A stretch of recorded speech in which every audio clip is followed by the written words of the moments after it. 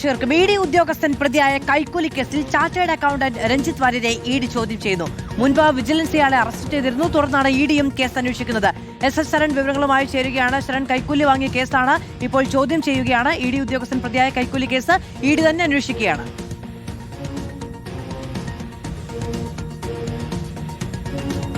മാധു, അത് തന്നെയാണ് ഇവിടെ ഏറ്റവും പ്രധാനപ്പെട്ടതായി മാറുന്നത്. നേരത്തെ കൊല്ലം സ്വദേശിയായ വ്യവസായിയായ അനീഷ് ബാബുവാണ് ഇത്തരത്തിലുള്ള പരാതിയുമായി രംഗത്തെത്തിയിരുന്നത്. തനിക്കെതിരെയുള്ള PMLA കേസ് ഒതുക്കി തീർക്കാനെന്ന പേരിൽ ഇ ഡി ഉദ്യോഗസ്ഥർ കൈക്കൂലി വാങ്ങി, ഇടനിലക്കാർ വഴി കൈക്കൂലി വാങ്ങി എന്നുള്ളതായിരുന്നു അദ്ദേഹത്തിന്റെ പരാതി. ആ പരാതിയിലാണ് വിജിലൻസ് ഇ ഡിയുടെ അസിസ്റ്റന്റ് ഡയറക്ടറായ ശേഖർ കുമാറിനെ ഒന്നാം പ്രതിയാക്കി കേസ് എടുത്തിരുന്നത്. അതിന്റെ തുടർച്ചയായിട്ട് ഈ രഞ്ജിത്ത് വാര്യർ അടക്കമുള്ള മറ്റ് 3 പ്രതികളുടെ അറസ്റ്റിലേക്കും വിജിലൻസ് നീങ്ങിയിരുന്നതാണ്.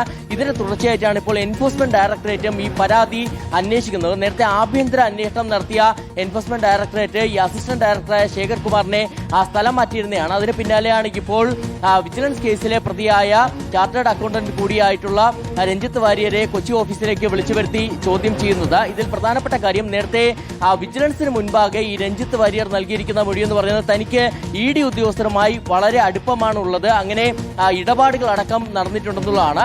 ആ ഒരു രഞ്ജിത്ത് വാര്യർ തന്നെയാണ് ഇപ്പോൾ എൻഫോഴ്സ്മെന്റ് ഡയറക്ടറേറ്റ് ചോദ്യം ചെയ്യുന്നതെന്നുള്ളതാണ് ഇവിടെ ഏറ്റവും പ്രധാനപ്പെട്ടതായി മാറുന്നത്. എന്തായാലും നേരത്തെ ഈ തോട്ടണ്ടി ഇറക്കുമതി കേസുമായി ബന്ധപ്പെട്ട്, അതായത് ഈ വിജിലൻസ് കേസിന് ആസ്പദമായി മാറിയ ആ കേസ്, എൻഫോഴ്സ്മെന്റ് ഡയറക്ടറേറ്റിന്റെ കേസിൽ ഈ കൊല്ലം സ്വദേശിയായ വ്യവസായിയായ അനീഷ് ബാബുവിനെ ഇ ഡി അറസ്റ്റ് ചെയ്തിരുന്നതാണ്. SSRനാണ് വിവരങ്ങൾ നൽകിയത്. കൈക്കൂലി കേസിൽ ഇപ്പോൾ ഇ ഡിയുടെ ചോദ്യം ചെയ്യുന്നത്.